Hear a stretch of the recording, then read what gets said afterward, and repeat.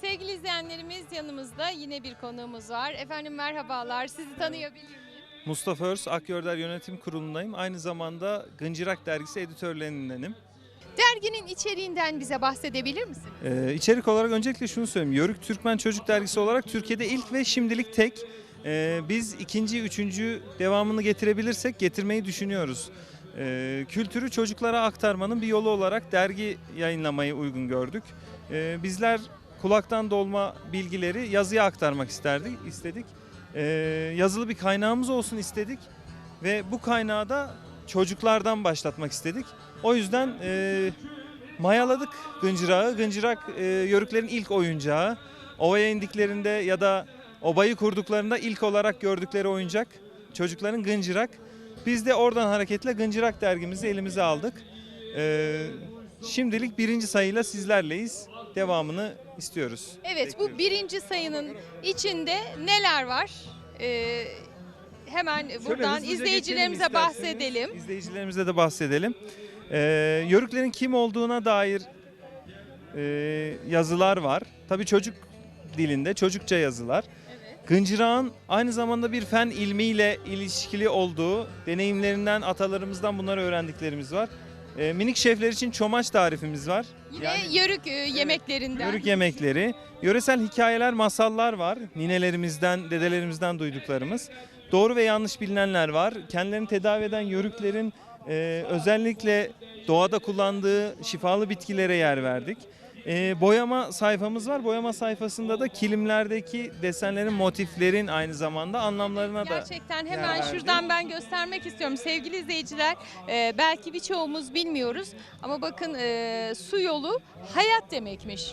Kilimlerde görmüş olduğumuz desenlerde bukağı diye bir desen var. O aile birliği ve insanı simgeleyen bu şekilde de süreklilik var. devamlılık.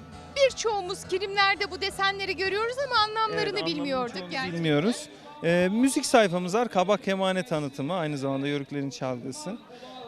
İnteraktif oyunlar var. Aynı zamanda okuyan çocuklarımızdan da sosyal medya sayfalarımızdan bize geri dönüş sayfalarını, geri dönüş mesajlarını bekliyoruz ki devamında nasıl bir içerik üretebileceğimizi bize fikir versinler istiyoruz. Keza yapay zekaya değindik. Teknolojiyle Yörüklerin aynı zamanda kapakta da onu görebileceksiniz. Yörük bir çocuk kız kardeşiyle birlikte kız kardeşi kitap okurken o teleskopla dünyayı izliyor. Yine arkayı şöyle açarak göstermek isterim ki atamızın çok güzel bir sözü var. Bu devamlı bir kapaktır. Arkadaşlar gidip Toros Dağları'na bakınız. Eğer orada bir tek yörük çadır görürseniz ve o çadırda bir duman tütüyorsa şunu çok iyi biliniz ki bu dünyada hiçbir güç ve kuvvet asla bizi yenemez sözüne de yer verdik arka kapakta. Yine derneğimizin logoları var. Böyle güzel de bir kapak çizer arkadaşıma da ayrıca teşekkür ediyorum. Bütün ekip olarak sizlere de teşekkür ediyorum. Gıncırak'ın tanıtımında bize yer verdiğiniz için. Gerçekten çok güzel bir dergi olmuş. Sürekliliğini de bekliyoruz diyelim o zaman. Yani geri dönüşe göre bizim amacımız zaten bir devamlı olabilir mi acaba? Yani çocuklardan ne gelecek onu çok bekliyoruz. Merak ediyoruz açıkçası. Çocuklar nasıl cevap verecek bu dergiye diye. Şimdilik çok talep var. Derneğimizden dergiyi isteyenler derneğimizin sayfalarına yazabilirler. Göndermeye çalışacağız. Şunu da belirtmek istiyorum. Dergimiz ücretsizdir. İlk sayımız ücretsiz. Ücretsiz olarak devam etmeyi planlıyoruz. Bakalım.